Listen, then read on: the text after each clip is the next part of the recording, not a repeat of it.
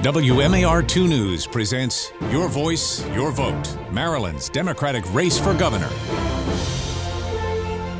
Good evening and welcome to the studios of Maryland's first television station, WMAR-2 News.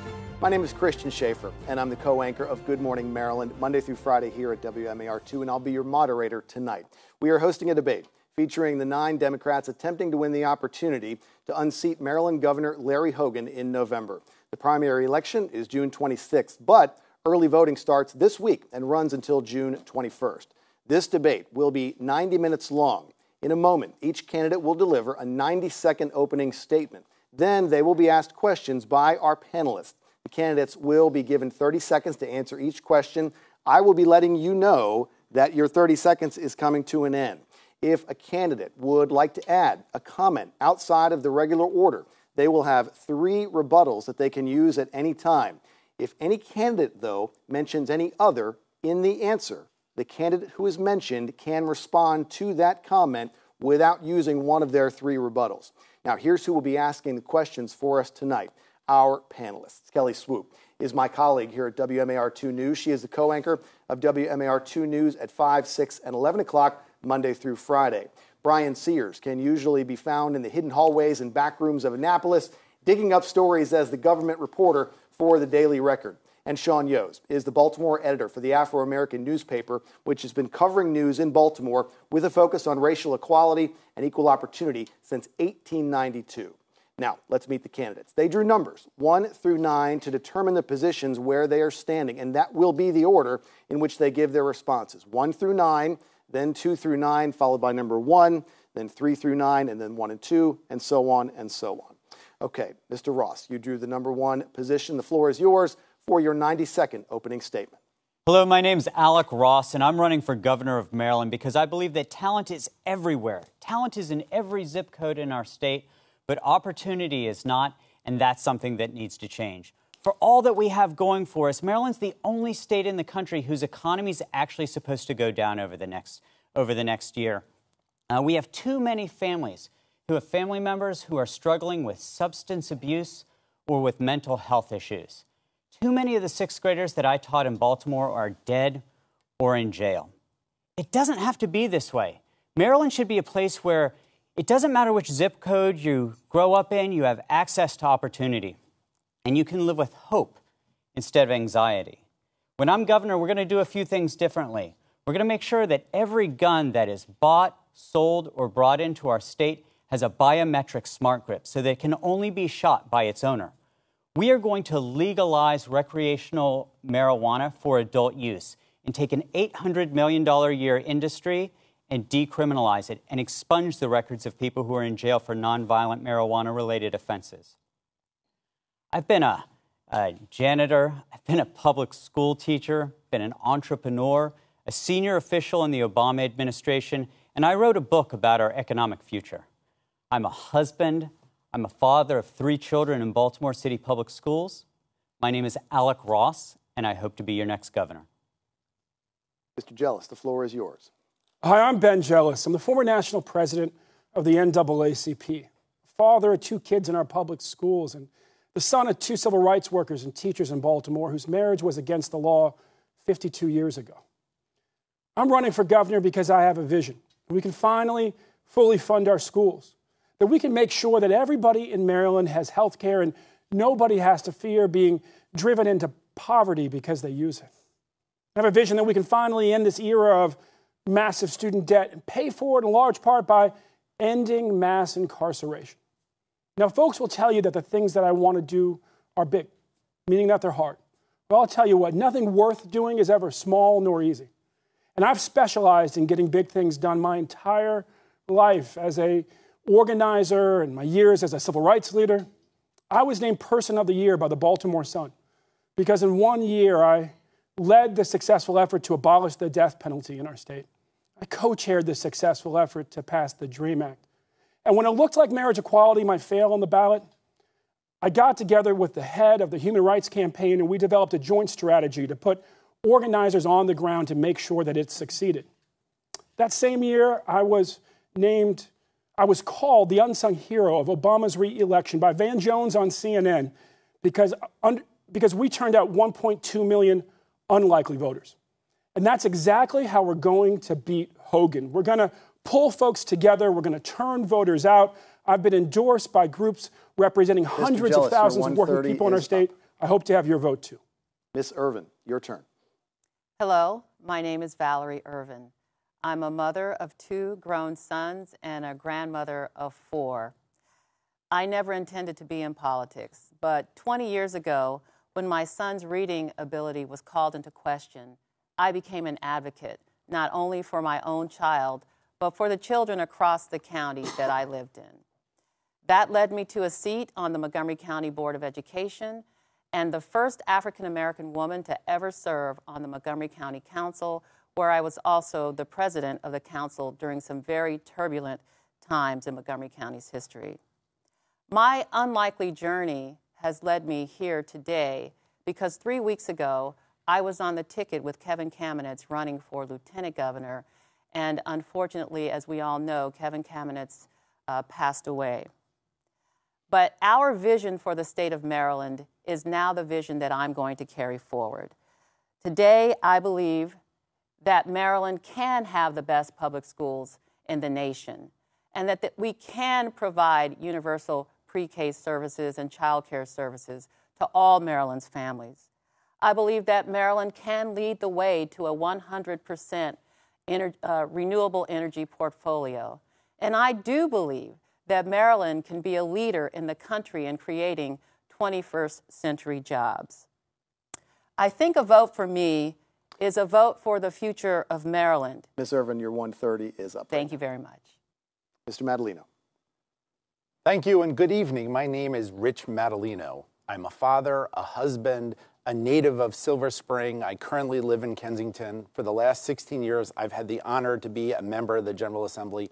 I am a lifelong Democrat, and I am a lifelong Maryland voter. I'm running for governor because, look, you've got a big choice before you. These are a panel of excellent people who all have great resumes.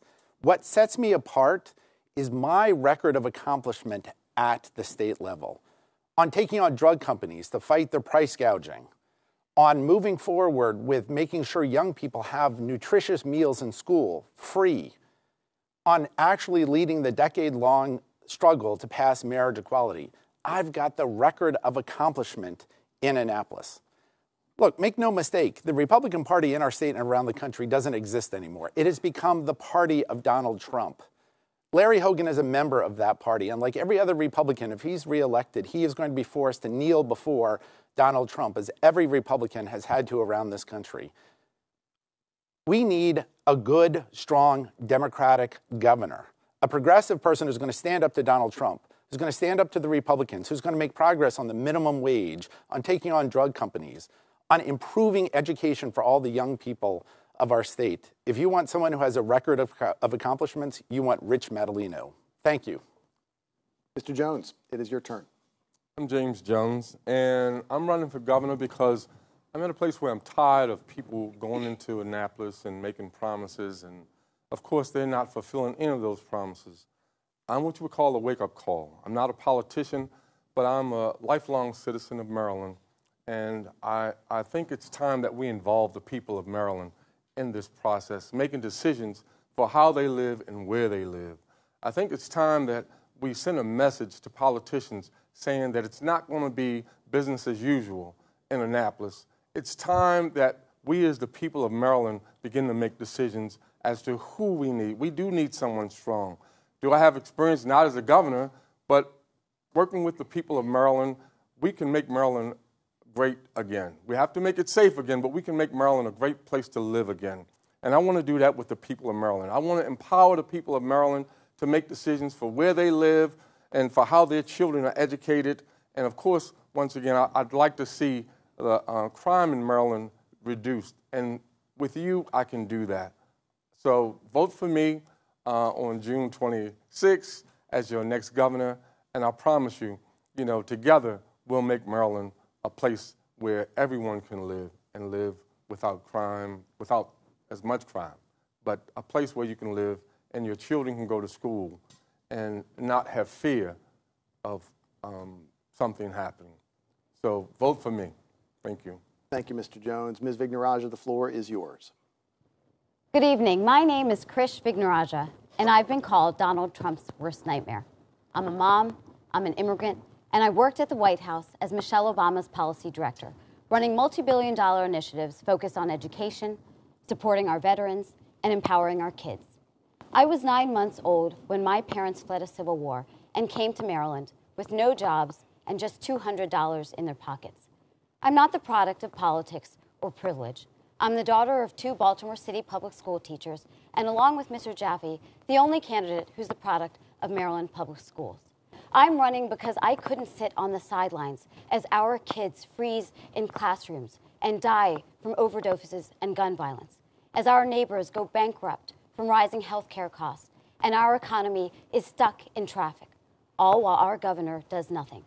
We've tried politics as usual. It hasn't worked. We've tried the old boys club. It hasn't worked. We need new leadership. We need one of us fighting for all of us, because now is our time. My old boss once said, "We are the ones we've been looking for." And I believe that we have a moment now to take action. We can guarantee our kids a world-class education, well-paying jobs, quality health care. We've got to put an end to crime and violence. We've got to make sure that we are addressing high taxes and a high cost of living. Some say no man can beat Larry Hogan. Well, I'm no man. Thanks, Ms. My name is Vignaraja. Krish, and I want to be your next governor. Mr. Jaffe, the floor is yours. My name is Ralph Jaffe. I want to thank WMAR-TV for giving me this opportunity to talk to your viewers. First of all, I want to say, please check my website, fedupwithcrookedpolitics.com. Let me repeat that again, fedupwithcrookedpolitics.com. 90 seconds is not a lot of time, so check the website. Speaking of promises, you know, what politicians do is, or want-to-be politicians, they promise you and you promise you and you promise you, but what happens? Very little. Now, I kept my word. I started a movement in 2002. It's almost 16 years old right now. I haven't taken any campaign contributions because they're bribes. I don't take money from anyone, so I can maintain my integrity. I made a commitment to serve 1 term if I'm elected. So I'm saying to you, I'm not in this for the money and power and fame like the politicians and want-to-be politicians are. I want to be a good public servant. I'm saying also that I will make a commitment that the money that the governor gets, I'm going to take that money along with the lieutenant governor's salary, and we're going to give it to the poor and needy of our state. I've kept my word in this movement. My budget's always been no more than $490 because I want to get money out of politics. That's what Ralph Jaffe stands for. Mr. Baker, it's your turn. Thank you. Thank you for having me this evening. Along with my running mate, Elizabeth Embry, who's the daughter of Baltimore City, we look forward to talking to you further during the campaign. You know, too many Marylanders feel left out, forgotten, and overlooked by this governor. For me, it's personal. In school, I struggled with reading. I acted out and I got held back. But because I had teachers and loving parents, I got the education I needed, and I became the first in my family to graduate from college. I won't rest until every child in Maryland has that same opportunity. Whether as county executive of Prince George's County or as a director of a nonprofit, my life has been about taking on the tough political struggles so that we make real progress in Maryland. And now, when we have a governor that has enabled this president and his divisive agenda to tear this nation apart, we are in the fight of our lives. I say it's time that we protect Maryland values, that we get a Maryland that works for all of us. That's what I want to do as your next governor. Thank you. Thank you, Mr. Baker. Mr. Shea, you do the number 9 spot. Hi, I'm Jim Shea. I'm running for governor because we have to beat Larry Hogan. But if we use the same message that we used in 2014 in the governor's race or 2016 in the presidential race, we Democrats will lose again. The consequences for Marylanders will be painful. Brandon Scott, my running mate, and I offer a new approach and a fresh perspective. I'm a lifelong Marylander. My wife Barbara and I raised a family here. Maryland has been good to us. During my career, I led the 12 public colleges that make up the University System of Maryland. I fought for mass transit, and I worked to revitalize East and West Baltimore, all while building a business and creating jobs. While Marylanders have focused on Donald Trump, Larry Hogan has led us in the wrong direction. Our schools are slipping. We sit in the worst commuter traffic in the nation, and our economy lags behind our neighbors. My running mate, Brandon Scott, is an outstanding leader. He is twice elected to the Baltimore City Council, and for the last year he has served as chair of the Public Safety Committee with distinction and integrity. He and I will put Maryland back on track. With wise investments, we will build a better Maryland for all our children. Thank you, Mr. Shea. And that concludes our opening statements. Mr. Jaffe, you have a question? Fine. Let's wait and use those during the question and answer portion of the debate. Oh, okay. Right now, we're going to move to the question and answer portion. Each candidate will have 30 seconds to answer each of these questions. And if you'd like to use one of the rebuttals, feel free to let me know, and we will get to that. My first question comes from anchor Kelly Swoop. Thank you, Christian. Mr. Ross, school safety is on the minds of many parents. As we approach the end of the school year, there have been more than 20 school shootings across the country, from Parkland, Florida, where we lost 17, to Maryland at Great Mills High School, where one student was killed, another was injured, and the shooter took their lives. And then we had Santa Fe, Texas, where 10 people were killed. Now, some districts across the country are talking about arming teachers to keep the classroom safe. What would you do here in the state of Maryland to keep my children, your children, all of our children safer in the classrooms? I think arming teachers is probably one of the stupidest ideas I've heard in the last year on the campaign trail. We don't want to give a gun to my wife in her 6th grade classroom. If you want to prevent violence in our classrooms, counselors, psychologists, and social workers. Look, I taught 6th grade at Booker T. Washington Middle School, very low-income, violent community, and you want to know what would keep those kids safe? It's not more people with guns, it's counselors, psychologists, and social workers in the schools. Mr. Jealous, same question. You know, I'm proud to have been endorsed by 74,000 teachers across the state, 85% of the vote. They know that I know that giving guns to teachers is crazy. They say that we have a mental health crisis in our schools. That means that we need more mental health workers. We need counselors. We need psychologists. We need to make sure that kids who are troubled, who are dealing with trauma and stress, get the help that they need when they need it so we're all safer. We also have to make sure that we close the AR-15 loophole in our assault weapons ban. Mr. Jealous, your time is up for that question. Ms. Irvin, your 30 seconds. Thank you very much. As a former member of the Board of Education in Montgomery County and the chair of the council's education committee, we took up the situation that had occurred in our own county with school resource officers. So part of our plan was to have every high school have a school resource officer at the high school. And what we've seen over the last several months and the last several years is that that does not keep your child safe. We do not want to turn our schools into armed encampments either. So along with Alec Ross, whose ideas I totally sign off on, that we need to spend our money on counselors and to make sure. Ms. Irvin, that is your 30 seconds. Thank you very much. Senator Madaleno. You have a governor who has an A- rating from the National Rifle Association. He's never going to be the person who's going to stand up for sensible gun violence prevention laws. Fortunately, you have Democrats like myself in the General Assembly who've already been pushing to get them done.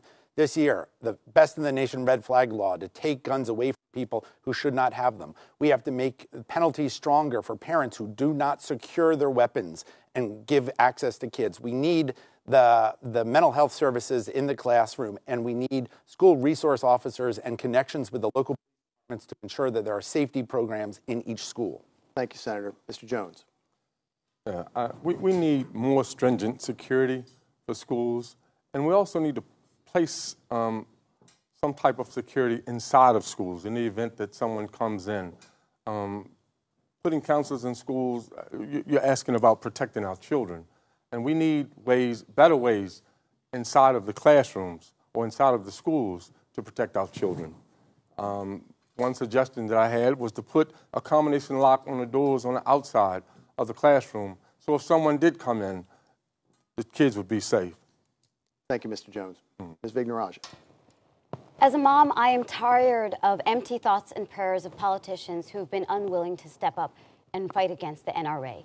My running mate, a lifelong teacher, Sharon Blake, and I have rolled out a Safe Schools policy, which is focused on making sure that weapons of war do not enter our schools or are on our streets. We're going to make sure that every gun is insured and registered just as we do with cars. We're going to make sure that we hire counselors to address gun violence as a public health issue.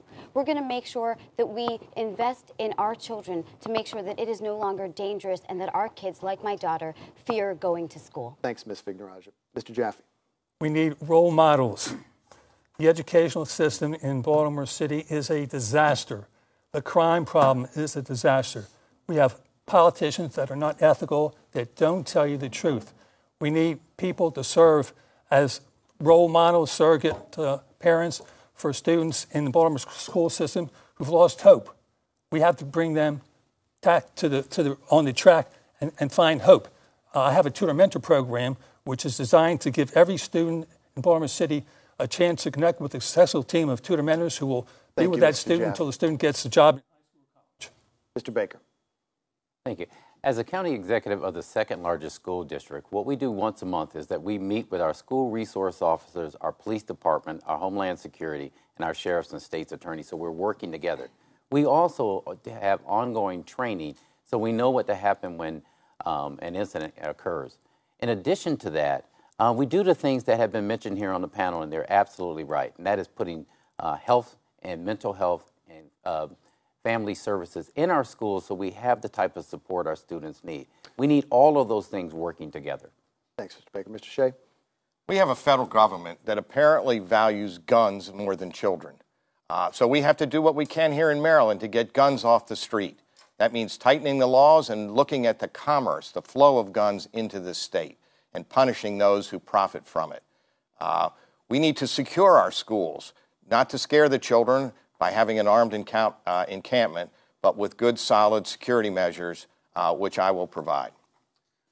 Mr. Shea, thank you. The second question. Oh, we have a rebuttal? Mr. Ross, 30 seconds.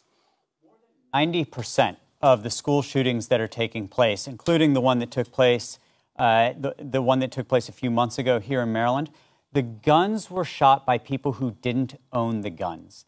That's part of why I think we can innovate at least a partial solution to this. As governor, I'm going to make sure that every gun that is bought, sold, or imported into Maryland has a biometric smart grip so that only the legal licensed owner of the gun can actually shoot it. Any other rebuttals on this issue? Senator Madaleno. Thank you. I just want to point out, to be very clear, the AR-15 is already illegal in the state of Maryland. High-capacity magazines, illegal in the state of Maryland. There is a registration system for firearms in the state of Maryland. You may know that in other states, you don't have these types of provisions, but in Maryland, we have moved forward in a strong manner on gun violence prevention. The voters should know that the Democrats who have continued to govern in the state of Maryland have made progress and, in fact, have implemented the nation's toughest anti-gun violence prevention laws. Thank you, Senator. Mr. Jaffe, you had your hand up. Again, I want to stress, we don't have any ethical politicians who will tell you the whole truth. We have a shortage of police officers. They don't tell you that. This has been going on for the last 15 years. I'm the only one that's complaining about that. We don't have any ethical politicians, ladies and gentlemen. That's our problem. Mr. Jones, you had something to add. Yes. The question, if I'm clear, is that how will we protect children in school? So I'm just trying to understand how counselors and other people would protect our kids. If someone came into the school, it wouldn't be the counselors to protect our children. So we need stringent security. This has nothing to do with counselors, I don't think. Not right now. Not when we're talking about safety and protecting children. I just don't see that. Mr. Jealous, did you have something you want to add to this discussion? Yeah. My son is in kindergarten. His kindergarten was on lockdown recently. In his school district, a young man was able to buy an AR-15. We've had a candidate for office in our state auction off an AR-15. There is such a thing as a Maryland-compliant AR-15, and it can do great damage. We have to have the courage to tell people the whole truth and to fight for whole solutions. and to make sure that all of our kids, including my son in kindergarten, are safe. As somebody said, 2 family members killed in our state in the last 10 years. We also have to be clear that we have to make our streets safe as well, and there's a plan for that at benjealous.com. As we move to our next question, it will be from Brian Sears from the Daily Record. And Mr. Jealous will be the first one to answer this question. During the course of the campaign, there's been a lot of discussion about transportation and traffic congestion, whether or not the state should have moved ahead with building the Red Line. If any of you were elected governor, what would your comprehensive transportation program look like, including public transportation and highways?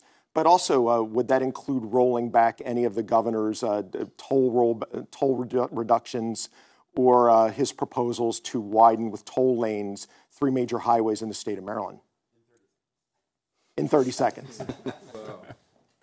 When it comes to transportation, Governor Hogan, like on so many other issues, is stuck in the 1970s. He's literally trying to make every mistake that Los Angeles made a long time ago. We need to learn. We need to move forward. We need to be smart. When I'm governor, we will have a 21st century plan. We will focus on expanding public transportation, making MARC run more frequently and expanding its network, doing the same for Metro, reviving the Red Line and upgrading the Purple Line back to the Purple Line from the Lavender Line it has become. Mr. Jealous, thanks very much for that. Going to be tough to get these in 30 seconds. Ms. Irvin. I see the state in a kind of a different way. I think that transportation is a regional issue. And here in Baltimore in particular, when the governor cut $800 million from the Red Line, he sort of took away what would have been the sort of the undergirding of a system for the Baltimore region.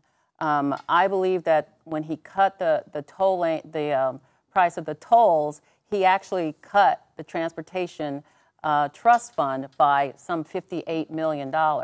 And his plan to widen 270, where Rich and I live, is a pipe. Thanks, Ms. Irvin. Senator Madaleno. Thank you. I agree with Valerie that there are regional issues that differ in different parts of the state. In the Baltimore area, you need a focus on mass transit. You need to make sure that the system that we have is actually grown. The Red Line would have connected the Metro line and the light rail line that currently exists. We got to move back to that. We need to invest in the road infrastructure of the city. The city is the only jurisdiction in the state that doesn't have any state roads. The state needs to be a partner with helping the city fix its infrastructure because that has a huge impact on the economic growth of the state of Maryland. Mr. Jones, on transportation. Yesterday I had a lady complain because, she catches the bus to work. And her complaint is that she don't know what bus to catch anymore. It looks like we're trying to copy what they're doing in D.C. So you have the orange line, this and that. So I think what we need to do is get with MTA and the people, and that way we'll have a better idea of what the people want and what's going to be good for the people, what's going to work for them. Ms. Vignaraja. When I grew up in a basement apartment in Edmondson Heights, we couldn't afford a car. And so my father would walk to Edmondson Heights and hop on a bus. And that was the difference between a family of 4 being on welfare versus my father's teacher salary. As governor, I will make sure that we invest in public transit, the Red Line, the Purple Line, better MARC and Metro, but also make sure that we invest in better buses, but also make sure that we have smarter roads by having reversible lanes as well as supporting ride sharing. Mr. Jaffe, on transportation. The answer really is to make the mass transit system safer. Unfortunately, many people feel that if you ride the bus, you're in danger. They don't even have a security guard on these buses. And we have to make the system safer so people will feel like using the buses or the subways. Money's not the answer. We spend too much money on wasted programs that don't work. Make the transport system better and safer. That's what we need. Mr. Baker. Thank you. Like this on so many issues, Governor Hogan has 2 ideas there, bad and old. This is an example of it. Yes, we should bring the Red Line back. That's why I supported in the very beginning. But we also have to invest in mass transit options in the Baltimore region and in the Washington region. His idea with 270 will never happen, and he knows that. That's just an election year gimmick. But we need to actually bring back transit options to those 2 areas where we see the job growth. Mr. Shea. For many years, over 10 years, I've led a coalition fighting for mass transit. Growing out of that, we have a statewide transportation plan that calls for better mass transit within the greater Baltimore area, better connection between Baltimore and Washington, and better transportation within the greater D.C. area. We also have plans for Southern Maryland, the Eastern Shore, and Western Maryland. We need to connect the state with a great transportation system, not balkanize it into individual parts. Mr. Shea, thank you. Now back to number one position, Mr. Ross. For many of you who are watching this evening, you live life with soul-crushing commutes. And I feel you. I spent 13 years on the MARC train. And one thing I know we can do is let's focus in on the MARC train for a moment. If we turn that into a world-class rail system, increase the frequency, increase the speed, massively enhance what's being done with the Brunswick line, connecting Frederick and Washington, we will get a lot more cars off the street. We will make our streets less clogged up. We will make transportation and commuting a little less soul-crushing in Maryland. Thank you, Mr. Ross. If there are no further rebuttals on that question, Mr. Jaffe, you have one, and this is your second rebuttal that you've used.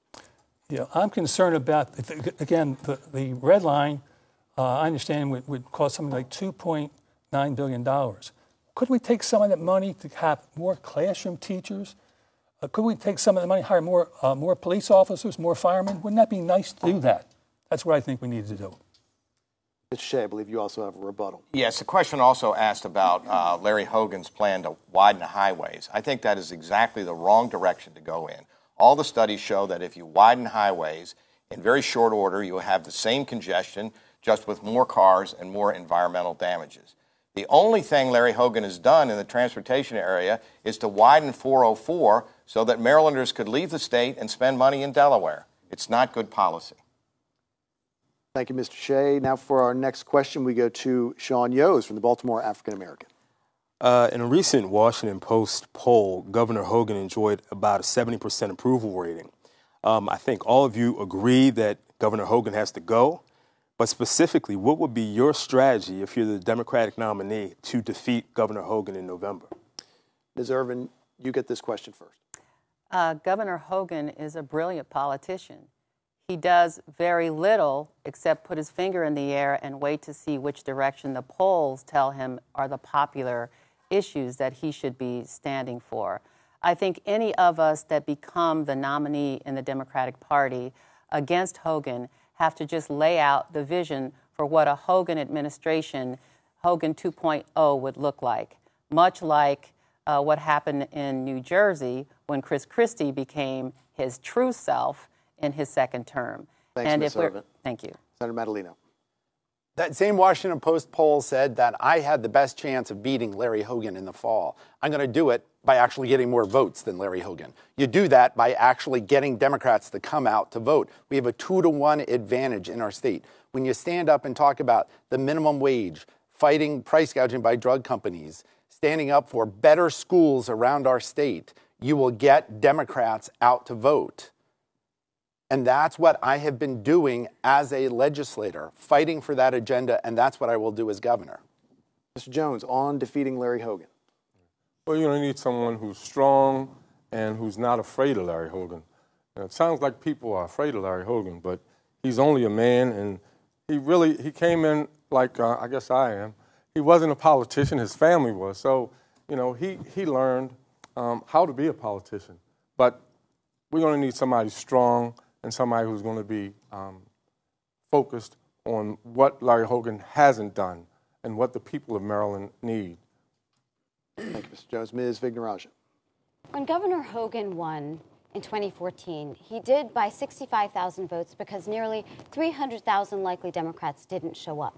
The majority of them were women, minorities, immigrants, and younger voters. So part of what I'll be emphasizing, as I have been on the election trail, is Governor Hogan's election year epiphanies. We know he's a crafty politician. He fakes left, he moves right. And so for me, it's been focusing on transportation. The fact that he did nothing for 3 years except for name the ICC after the only other one-term Republican governor, and then he rolls out a $9 billion package. He doesn't talk about crime for 3 years in Baltimore, literally forgets Baltimore on a map. Mr. Jaffe. This might shock you, but how about politicians who tell the truth? Wouldn't that be nice to have politicians who don't make phony promises? To tell the truth. Mr. Hogan is not the real problem. I'm no fan of his. We don't have any ethical politicians, and both parties, in my book, are morally bankrupt. Thank you, Mr. Jaffe. Mr. Baker. Thank you. I think everyone's described Larry Hogan right. He's a great politician, but he's sorry as a governor. What I'm going to do to beat Larry Hogan is really talk to those families who don't have a job because our economy in Maryland has dropped down. Talk to the families whose children are sitting in crowded classrooms because of Larry Hogan's record. Talk to people stuck in traffic in the Baltimore region and in the Washington region about Larry Hogan's record. Talk to our environmentalists about Larry Hogan's record. That's how we defeat him. Talk about his record. Mr. Shea. I'm confident that I can beat Larry Hogan. I'll start with matching my business record against his, but I'll take him on the issues as well. As I go around the state, what I hear is, I approve of Larry Hogan because he hasn't done that much harm. That's way too low a bar. Not that bad is not good enough. Thank you, Mr. Shea. Now back to the front of the line, Mr. Ross. Democrats have been losing a lot of elections lately, including Anthony Brown in 2014 and Hillary Clinton in 2016, because we've been slicing and dicing up the electorate into these little demographics that we micro-target. And what we really need to do, what we need to go back to is talking to all of Marylanders. So whether you're in Dundalk or Hagerstown or Frederick, all 24 jurisdictions in the state of Maryland, the Alec Ross Julie Verratti ticket, we aren't going to just look for these little micro-targeted groups that are most likely to support us. We're going to be engaging everybody and not taking any votes for granted. Mr. Jealous. There's only one way to beat Larry Hogan, to turn out more voters than he does. Right now, less than 50% of the people in the state said that they'll vote for him again. We've got a good shot, but it means we have to turn out voters, and that's what Susie Turnbull, my running mate, and I do. When Susie was chair of the party, she turned out 125,000 more voters in Maryland in 2010 than would turn out in 2014. 125,000 more Dems would turn out in 2014. When I was president of the NAACP, Mr. Jealous, that's the end. I turned out 1.2 million unlikely voters. We turn out the unlikely voters. Do we have any rebuttals on this question? Mr. Jaffe, this is your third rebuttal. So I think it's important. Ladies and gentlemen, we don't have any ethical politicians in this state who tell the truth all the time. You have to inspire people to want to come out and vote. I can do that. I have a track record. Check my website. I've kept my word. I haven't taken the bribe money. I'll serve one term, so I'm saying I'm going to be a good public servant, not a person who wants power and money and fame. Thank you, Mr. Jaffe. Do we have any other rebuttals on the question of how to defeat Governor Hogan in November? Thanks very much. The next question will be from WMAR's Kelly Swoop, and the first person to answer this question will be Senator Madaleno. Senator, the pictures of children in coats shivering in Baltimore City schools made national news.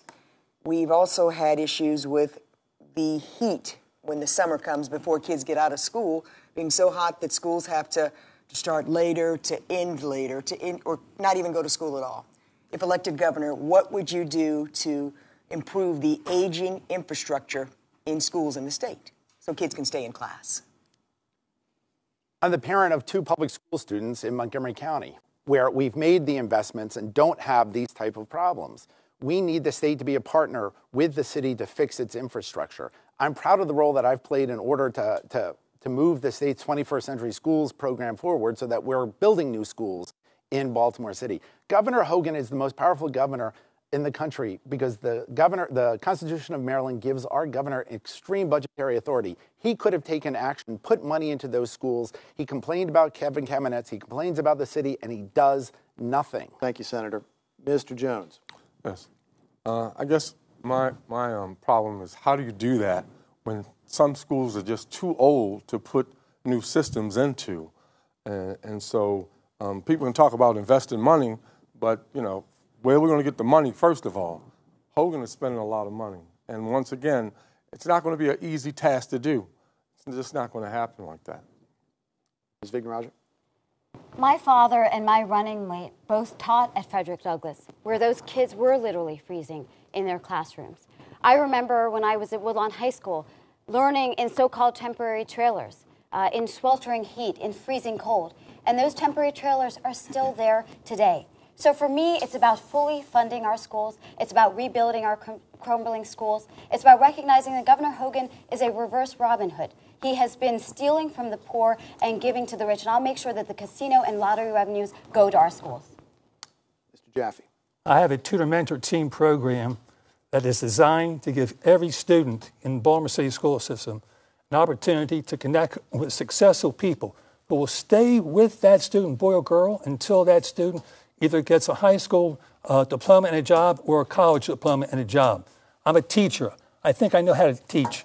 And I'm saying to you, the tutor-mentor program is a major, major important improvement for the educational system in Baltimore City. Thank you, Mr. Jaffe. Now to Mr. Baker. Thank you.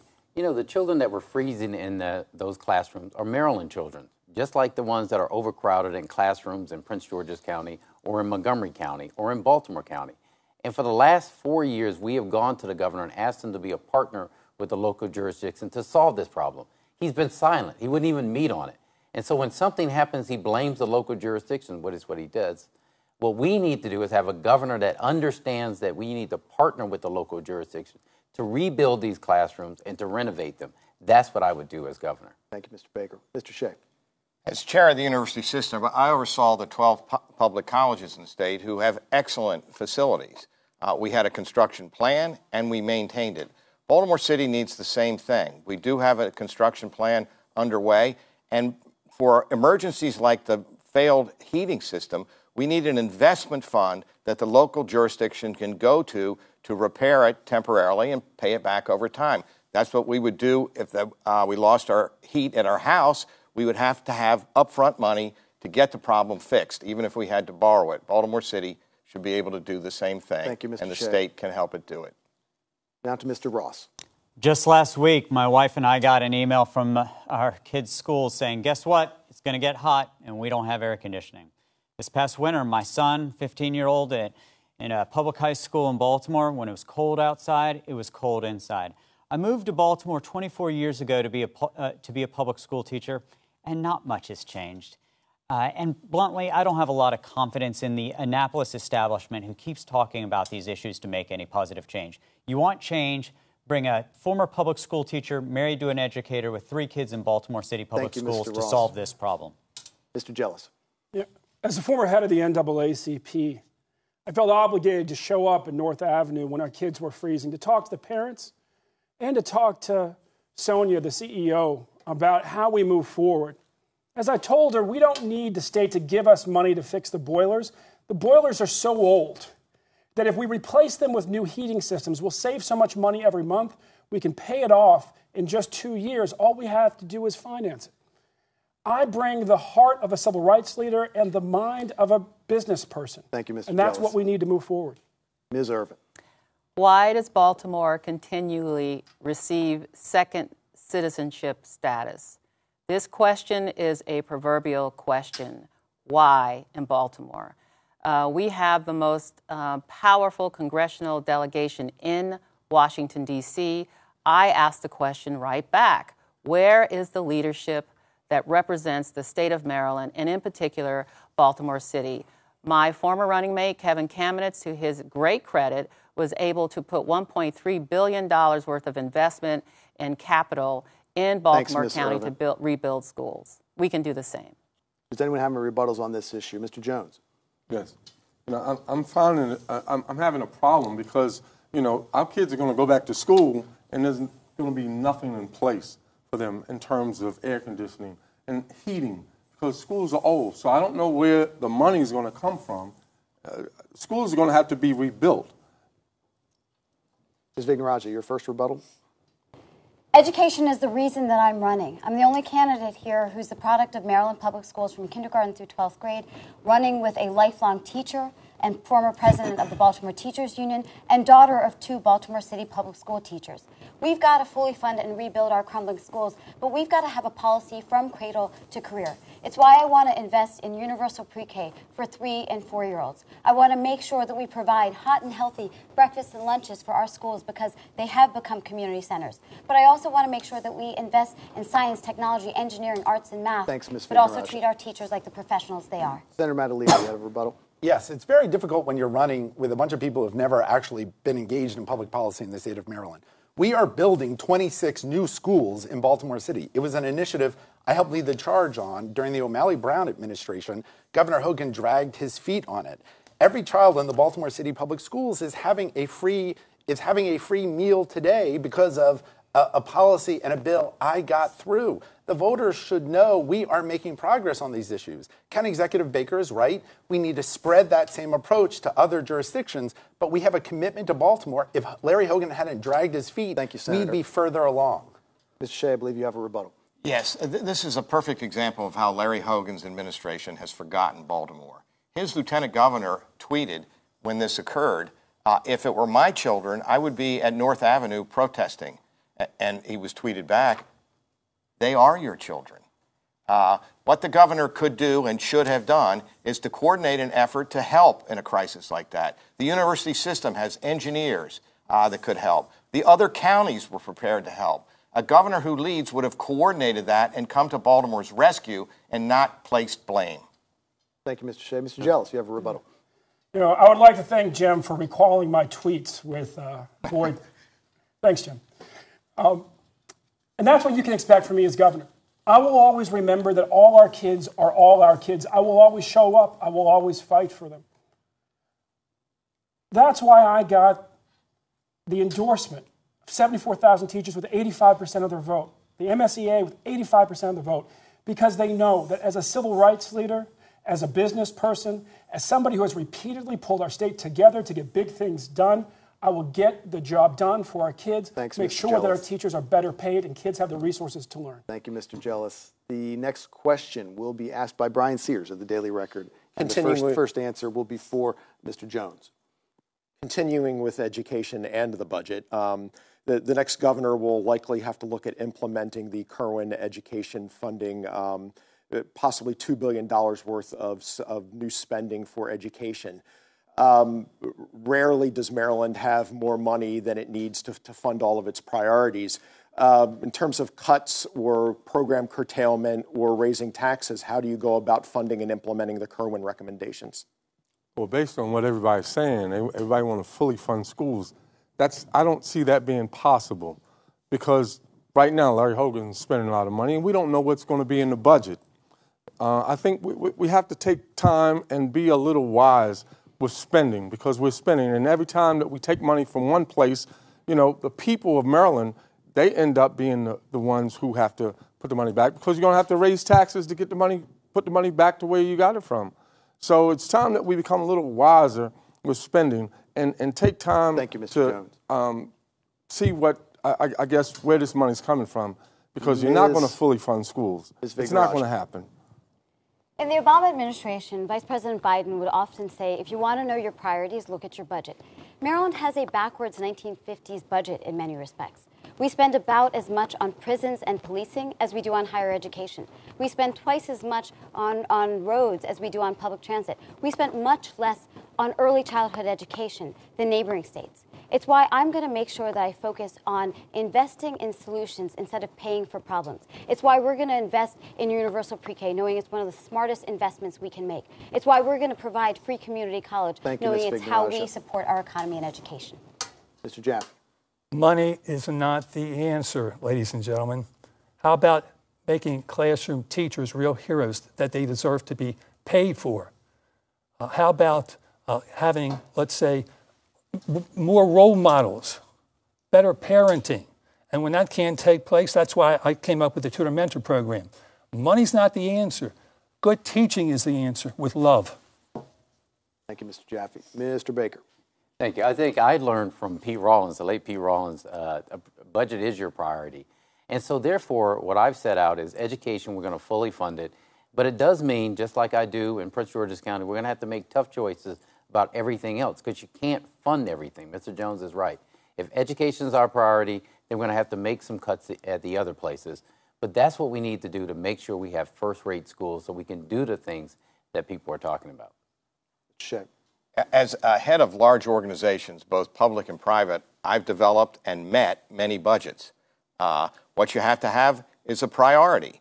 You never have enough money to fund everything, but education is the highest priority, and we will fund that. As to cost cutting, when I was chair of the university system, those 4 years alone, we cut more than $200 million in cost out of the system.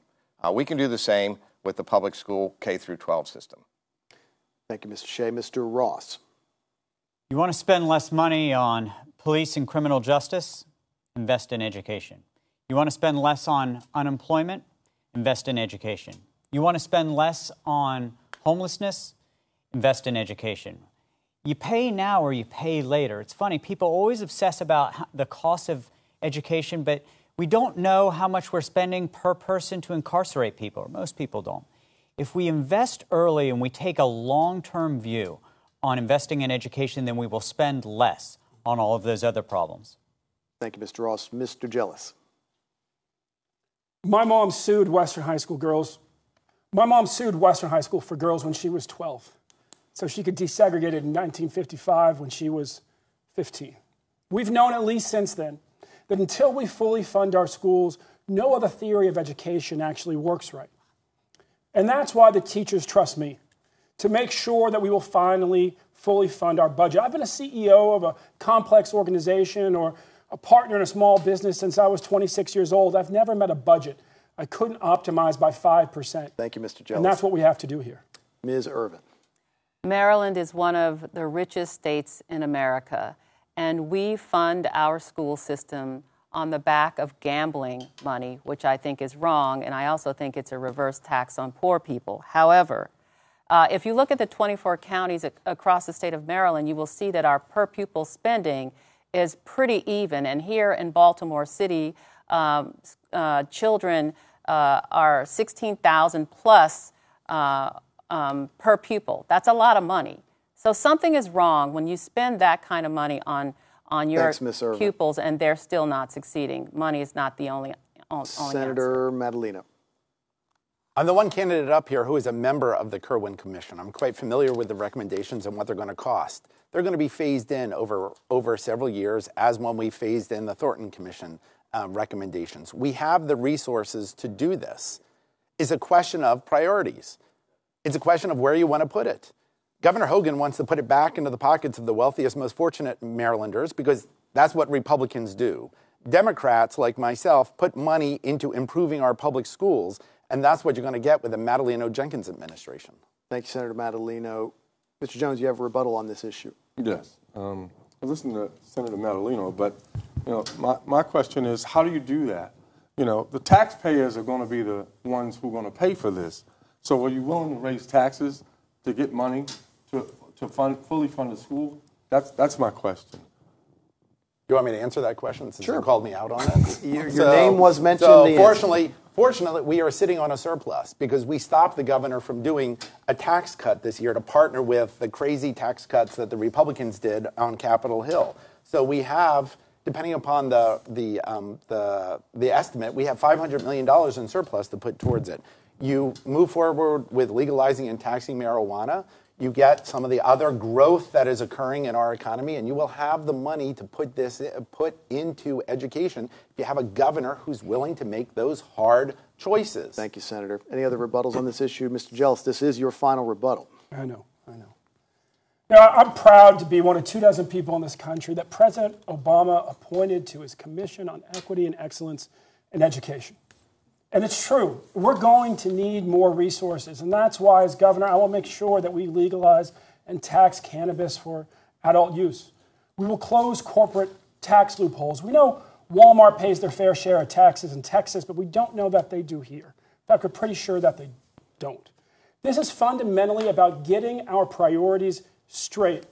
And when I'm governor, I will make sure Thank you, Mr. that when it comes to education, we budget it first. If there are no further rebuttals on this issue, we will now move to the next question, which will come from Sean Yos of the Baltimore Afro-American. Baltimore Police Department is arguably the most corrupt in the United States. If you are elected governor, would you turn over control of the Baltimore Police Department back to the city of Baltimore? Why or why not? The first answer for this question is for Krish Vignarajah. It's a great question, and this is why we have rolled out a community policing plan.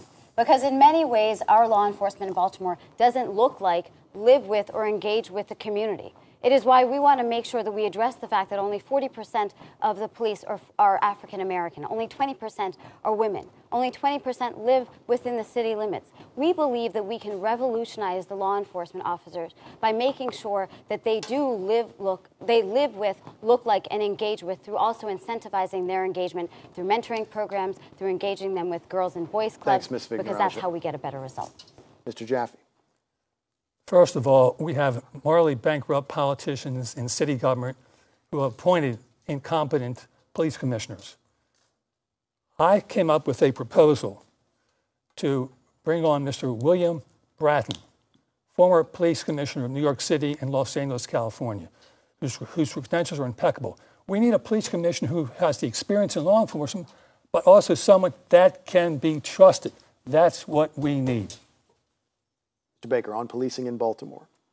Yes, I would turn the local control back to Baltimore City. We have it in Prince George's County. They have it in Montgomery County.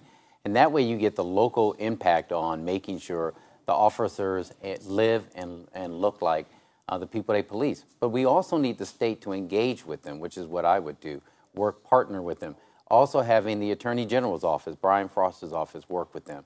But we need to have that connection with the city and determining its own destiny. And so I'd work with them as governor. Mr. Shea. The question correctly has a premise that this Baltimore City Police Department is a state agency. Many people don't know that, and that makes Governor Hogan's hands-off at best approach laughable. Certainly we should return the control to the city. Baltimore City is the only city in the state, I think it's one of the very few in the country that doesn't have local control, and we should also have citizen oversight. There are three problems that we've got in Baltimore City, and I'll have to come back to them when I have a rebuttal. 30 seconds. Thanks, Mr. Shea. Let's send it now to Mr. Ross. Yes, absolutely. Baltimore should have local control, and I hope that when we do, instead of doing so much police recruitment from southern Pennsylvania, I hope they'll do recruitment at my son's high school.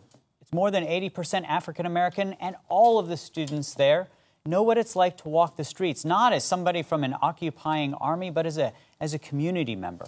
I think the people who understand, who've lived on these streets, who, like me, have lived in Baltimore City for a quarter century, we don't view conflict like between an army and an occupied area. Let's bring Mr. return Ross. back to Baltimore.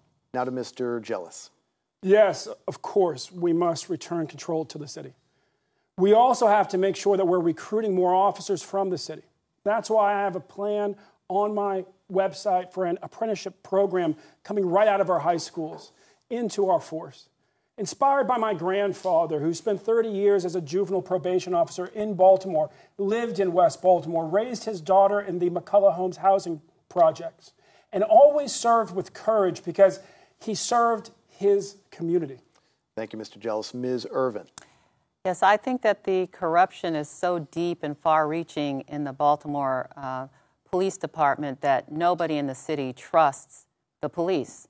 So I think we should scrub the whole police department and have police officers be rehired based on certain criteria.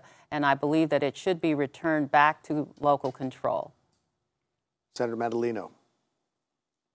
Let's be clear to the voters and the viewers what we're talking about. The Baltimore City Police Department is an agency of state government. It is controlled by the mayor and the city government. It just so happens the governing laws for it exist in state law. All you'd be doing is just changing where the statute exists. That's not going to do anything for anybody. What you need is a governor who's going to invest in the city, be a partner with the city in delivering the services, in supporting the police department, in supporting prevention programs, violence prevention programs. Thank you, Senator. Getting your sleeves rolled up and fighting to stop crime in the city. Mr. Jones, on policing in Baltimore. I agree. There has been corruption in Baltimore City Police Department, but I believe that they've gotten rid of most of the corruption. We have good police officers working in Baltimore City, and they work hard to protect the people. The problem is that you go to some roll calls, you have 7 police officers to cover a district. So it's difficult. And what we need to do is we need to establish a relationship with the police department and bring our community in so that the relationship with the police department and the community falls into a place where there's a Jones. better understanding. Thank you. That was the final answer on policing in Baltimore. If there are no rebuttals, we will now move to the next question, which will be for Ralph Jaffe, and it will come from Kelly Swoop. Mr. Jaffe, Delaware has just gone live with sports betting following the Supreme Court striking down the ban. New Jersey, several other states are in the process of moving forward with that. It's long been said that Maryland was late getting in on the slots action. Would you, if elected governor, pursue this as an opportunity to increase a revenue for the state of Maryland? The answer is absolutely no. It sends a wrong message to our children. Gambling is not a virtue. So the answer again is no. Again, what this state needs are ethical politicians who will do what's right for the people. We don't have that now. That's our problem. Mr. Baker, on sports betting. We already have gambling in the state of Maryland. We've had it for a while. So yes, turning away revenues that are going out of state when people are going to do it, we have to regulate it, make sure we use those funds for education, which is what we always tell people we're going to do. But yes, I would do that. Mr. Shea. Yeah, I share the misgivings of relying on the gambling money, but I think the bus has left the station. I think we should allow sports betting and regulate it, but I don't think the delay is bad. I think there are important questions that need to be resolved. There's not that much revenue, as the Baltimore Sun pointed out. There's not that much revenue. We're not losing much by delaying slightly to make sure we get this right and move the money to the right place. Now to Mr. Ross on sports betting in the state of Maryland. Legalizing sports betting is fine, but if you really want to invigorate the economy and create more sources of revenues, let's make it easier to be a small business owner in the state of Maryland. We regulate our small businesses like they're Fortune 500 companies. I think that the future of Maryland is actually already in Maryland. We're a place where you can imagine and invent the future. We're the home of the NSA, the NIH, the Goddard Space Center. We're creating great research that is becoming companies. Let's enable those companies to grow. That's where we'll get growth. Mr. Jealous. Gambling has already left the station in our state. That's true. If we're going to go ahead and make sports betting legal, we have to make sure that we treat our college athletes better, that we're fair to them, that we compensate them. I'm tired of seeing our college athletes exploited, and we have the opportunity here to right the ship, and we should. Ms. Irvin.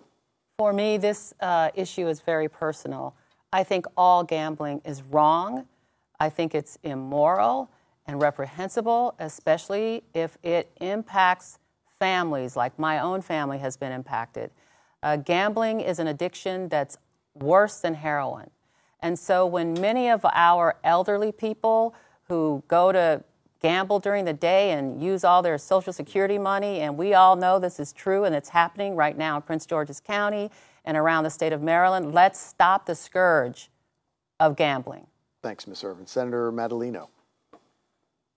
So since the Supreme Court has ruled and allowed states to move forward with the sports betting, we have an interesting provision in our Constitution which means that the voters have to approve it.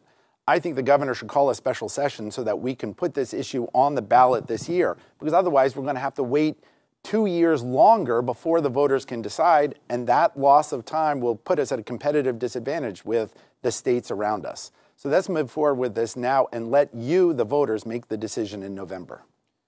Mr. Jones, on sports betting. I would say no. We have money coming from the casinos, money coming from the lotteries, and we have no idea where it's going. So I think what we need to do is, first of all, establish, checks and balances for what we're getting now. Let's try and control that and see where that's going, and then move forward, maybe, but I'd say no.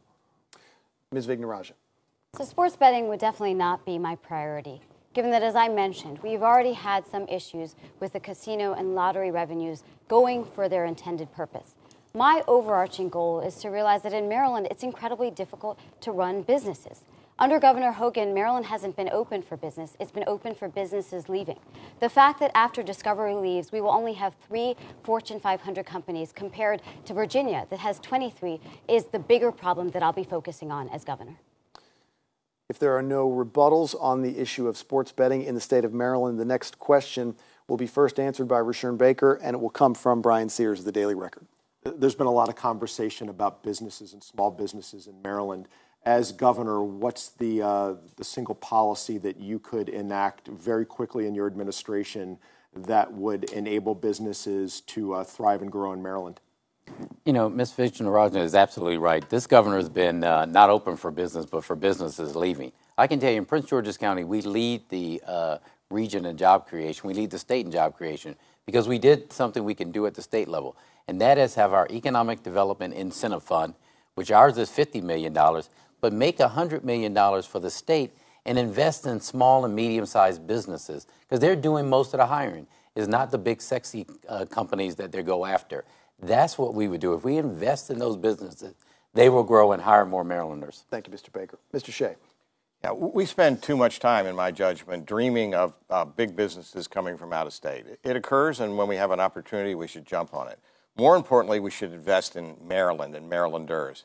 When I ran the empowerment zones, we invested in small businesses, particularly minority-owned businesses, and they flourished. I would keep those investments up, but I would also look at what Rhode Island's done, which is to create a fund to enable local jurisdictions to look over their regulations and, where appropriate, reduce them and make them more efficient, enabling the local jurisdictions to clean things up. Mr. Ross. As we stand here in June of 2018, there are 20,000 vacant jobs right now, right this very minute, in Maryland, just in cybersecurity. A big problem for our small businesses to grow is they don't have access to the qualified talent. That's why, as governor, I will be putting forward a $1 billion inclusive innovation program so that more people from more zip codes can have the opportunity to compete and succeed in the industries of the future. Thank you, Mr. Ross. Mr. Jealous. When I'm governor, we will make being 100% reliant on clean and renewable energy our moonshot. And we will make Baltimore the capital of the green economy. We will create jobs in places that have not seen new factories in a very long time as we build turbines here and ship them down from the port to the Eastern Shore to be installed, creating jobs there. We have an opportunity in our state to really double down on tech for good is good for us. Thanks, Mr. Baker. And when I'm governor, that's what we will do. Ms. Irvin. Yes, if the state of Maryland is going to incentivize bringing Jeff Bezos, the richest man on the planet, and Amazon to Maryland, then we should be able to incentivize $8 billion worth of tax relief to locally owned businesses owned by women and minorities to Maryland. We can do better than this, and I think this is an issue that the next governor should take up. Senator Madaleno on small business. My running mate, LaWanda Jenkins, ran the state's small minority and women-owned business program. We have together the most experience in this field. We need to use the authority the state already has to invest in growing small businesses, and especially minority and women-owned businesses, because that's where the biggest bang for the buck is going to come in the future. The state has a $50 million annual capital program to help small businesses. The governor is only spending $5 million of it because he's not looking in the right places to invest in those small businesses. We will. Mr. Jones. I certainly, as governor, want to invest in small businesses. I also want to invest in businesses that have failed, such as the Pennsylvania Avenue Market. You go through the market, all the stalls are empty. So I think it's time that we begin not only invest in small business, but begin to rebuild some of the businesses that we have that have failed in Maryland and Baltimore City as well. Shout out for the Avenue Market. Thank you, Mr. Jones. Now to Ms. Vignarajah. If Democrats want to be the party of the working class, we've got to be the party of small businesses. And so the single most important approach I will employ as governor is, rather than rolling out the red tape for small businesses, I will roll out the red carpet. What that means is stopping nickel and diming small businesses with fines, fees, and taxes. But the other part of it is recognizing that in Maryland, we do need to support more minority-owned and small businesses. Part of the issue under Governor Hogan is that 51% of Marylanders are women, and yet less than a quarter of his cabinet are women, and I think that's a problem. Thanks, Ms. Vignarajah. Mr. Ross, you have a rebuttal on the small business issue.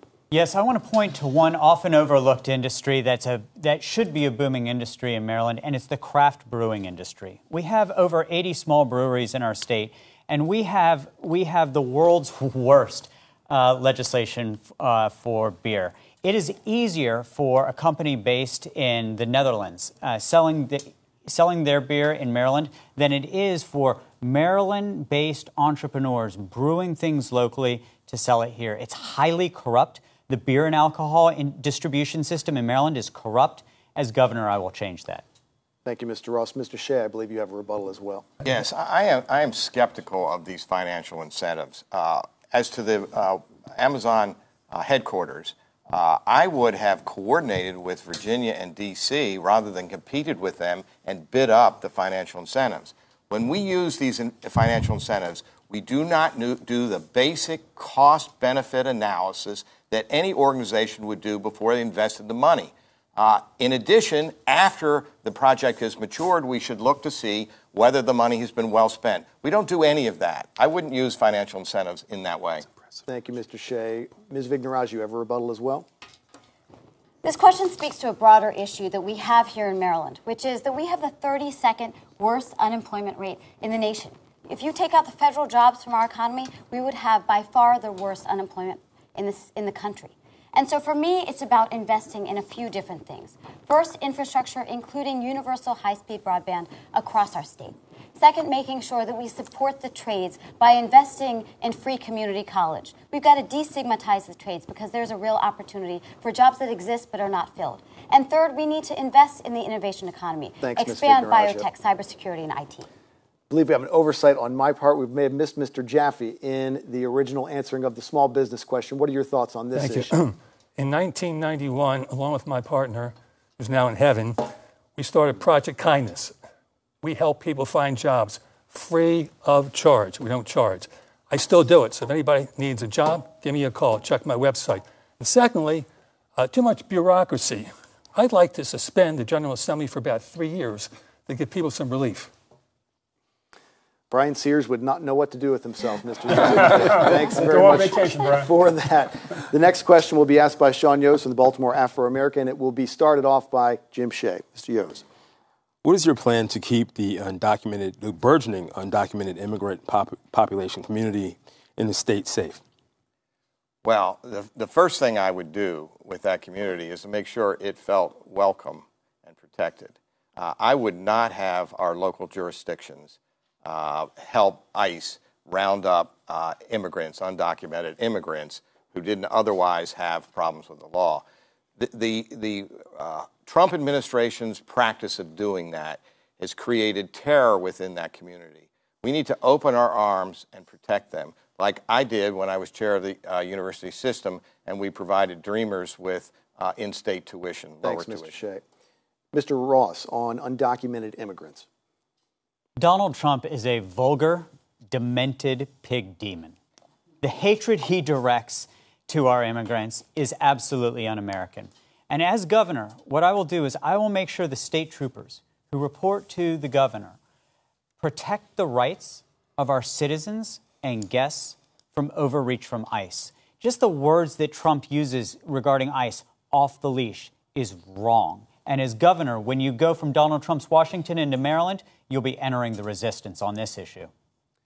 Mr. Jealous. You know, I'm proud to be one of the two people up here who've been locked up outside Trump's White House protesting on behalf of our dreamers. I co-chaired the campaign to pass the DREAM Act, and one of our young Maryland dreamers had been found dead in a truck trailer in Texas trying to get home to his family. That truck trailer turned into an oven. As governor, I will stand up for all people in our state to make sure that we are treated fairly, and that's why I've been endorsed by Casa de Maryland, because they know that I have a heart and a brain to fight for all immigrants. Ms. Irvin. Yes, other than being arrested like Ben Jealous was at the DACA demonstration in Washington, D.C. some months ago, I'm really proud of what Kevin Kamenetz was able to do as the county executive of Baltimore County, and I want to continue in his footsteps. But he signed an executive order to keep all students safe at all 4 Baltimore County community colleges and turned the county into a sanctuary county, I would like to see Maryland become a sanctuary state under an Irvin Johnson administration. Thanks, Ms. Irvin. Senator Madaleno. As your governor, my goal isn't to get arrested in front of the White House. My goal is to walk into the White House and tell the president this has to stop. This inhumane, immoral taking of children away from their parents. We need to stand up for our immigrant community because we're all immigrants. They built our country. Our families immigrated here and built our country. This is the next wave. It's just important for us to recognize that, which is why, as a legislator, I supported the Trust Act to make sure community policing means just that. They're there to police all the community, not to enforce federal laws. Thank you, Senator. Mr. Jones. As governor, I certainly want to make sure that no matter where people are from, I want them to feel safe, and I want them to feel like they can be afforded the same opportunities as others have received coming from other countries. So we need to keep that in mind. And for some of us who are from other places, we just need to know that everybody deserves the opportunity and the chance to live and to work without fear of anything taking place in their lives or them being taken away from their families. Thanks, Mr. Jones. Ms. Vignarajah.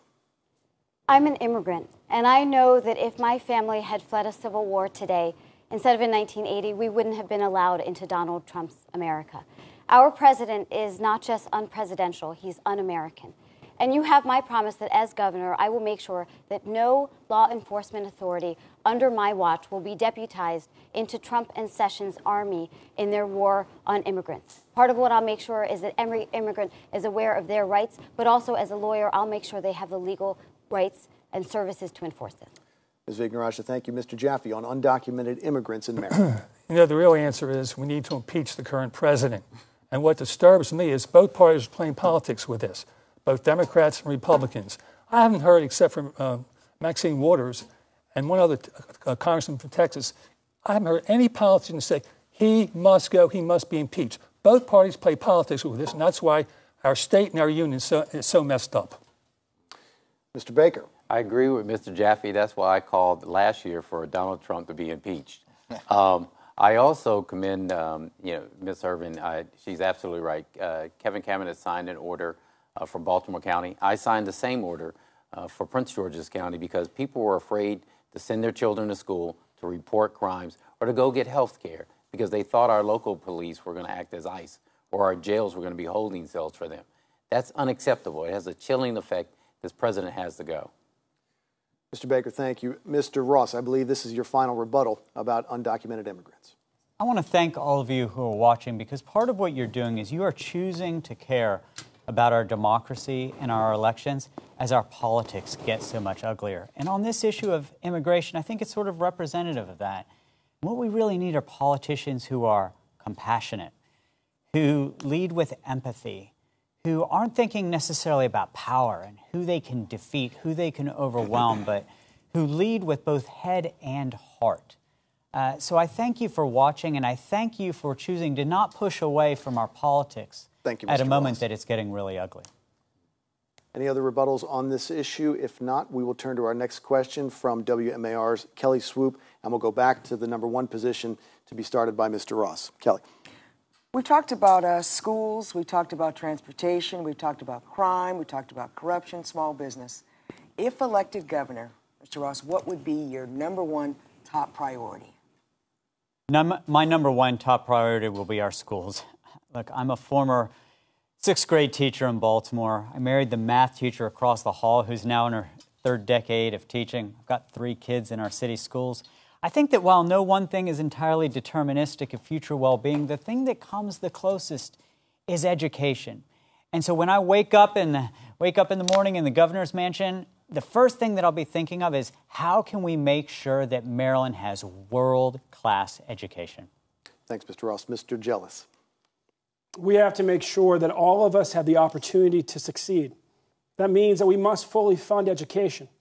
It also means that we must make sure that all of us have health care.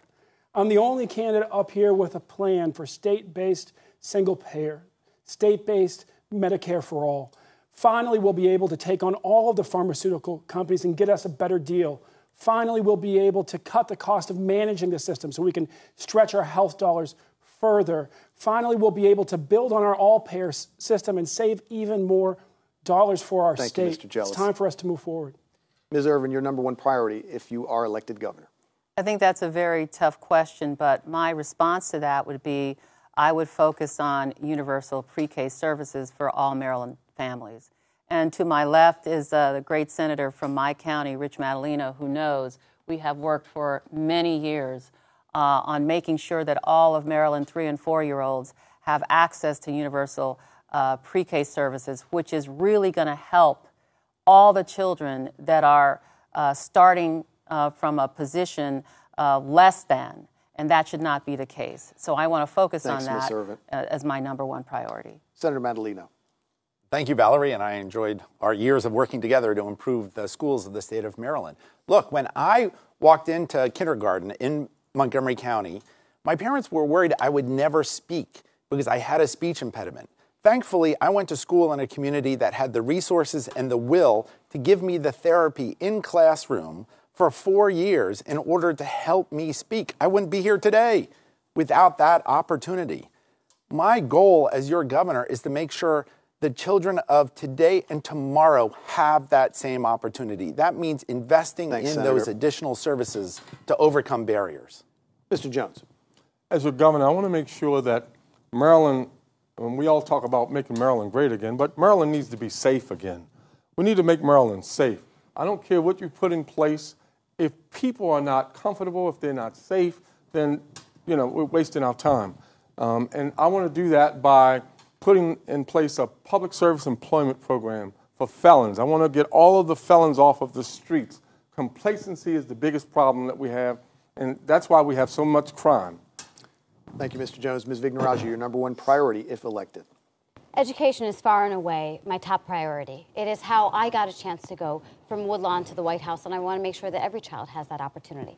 But I also want to take this time to just note the environment, because this is where Maryland is subject to being more vulnerable to climate change, to having the highest number of deaths due to air pollution, to having to address the Chesapeake Bay. So what I will also focus on as governor is investing in clean energy, making sure that we invest in offshore wind, solar, geothermal, as well as energy efficiency, but also restore the Chesapeake Bay by investing in wetlands and forests and oysters. Mr. Jaffe, your top priority. First thing I would do is create a 7-person panel. I would give them instructions. I'm going to give you 1 month to come up with recommendations which will make our state better. And I will say to them, these recommendations must not require any passage by the state legislature or the governor. I want to get all the politicians out of this, 7 respectable people with 5 good recommendations, which will go into effect immediately when you come to my office. Thanks, Mr. Jaffe. Mr. Baker. It's creating a great public school system. As I said in the beginning, I know this personally. Having stayed back when I was young in the 2nd grade, it was because of dedicated teachers who helped me out and allowed me to go on to college, go on to law school, and be able to sit on this and stand on this stage today. We have to make sure that every child in our state has that same opportunity, not just some, not because of your zip code or where you live, but every child. And that's the first thing we have to get done as a state. Thanks, Mr. Baker. Mr. Shea. Because of its enormous return on investment, raising revenues and cutting costs, education is my highest priority. But there are 2 important prerequisites to that. We need a robust economy in order to fund that. And by that I mean an expansive and inclusive economic growth. And secondly, we need safe communities. Without that, the education system can't thrive. I might just make one point on the single-payer system, if I could. We're going to have to cut you off there because your time is up, but I have a rebuttal from Ms. Vignarajah, who still has 1 remaining. And unfortunately, Mr. Shea, you've used all yours at this time. Ms. Vignarajah. Obviously, I've talked about topics, but I also want to talk about what my top priority is in terms of approach. Because maybe this is the mom in me, but we need to do more investing in an ounce of prevention rather than a pound of cure. Politicians often talk about stormwater management only after the latest flood. We only talk about preventing gun violence only after the latest mass shooting or skyrocketing crime. We only talk about sexual harassment after Hollywood headlines and the Annapolis frat culture have been exposed. Ms. Vignarajah, that's all the time we have there. Thank you very much for that. I believe if there's no more rebuttals, we have time to get one more question in here. We'll get that from Brian Sears from the Daily Record. As quick as we can, Maryland's next governor will have the ability to redistrict both congressional and state legislative districts. As governor, would you support an independent commission to do that redistricting, not only with Congress, but with the 47 legislative districts in the General Assembly? This is an issue where we've got to work with other states to move our country forward. We've had too much partisan redistricting for too long, and both parties are guilty of it. And the way that we move forward is we come together in groups of states and we decide to disarm together to finally get back to a place where our districts make sense, they are contiguous, and people frankly know who their congressman is. Right now in our state, our districts are too gerrymandered. We can improve it. We've got to work with other states to do it. Ms. Irvin. I fought very hard against the Democrats' map in 2011, and that didn't make me very popular with Democrats. But moving forward, I would like to see a nonpartisan commission appointed. In Montgomery County, the 3rd Congressional District map is one of the most gerrymandered in the entire nation, and it really hurt minority communities in particular on the east side of Montgomery County, and those districts were split up. This is unfair, it's undemocratic, and it should not happen again. Senator Madaleno. We need a bipartisan, nonpartisan commission to draw lines for the congressional districts for the General Assembly. I'm the one person up here whose name is actually on bills that do just that. But we need to partner that with campaign finance reform. Having better-looking districts while still allowing the wealthiest amongst us, not just the top 1%, but the top 0.1%, to buy election after election is going to corrupt the process completely. So you need to partner redistricting reform with campaign finance reform. Mr. Jones. I totally agree with Ms. Irving, and what she said. So I would not support that effort at all. Ms. Vignarajah.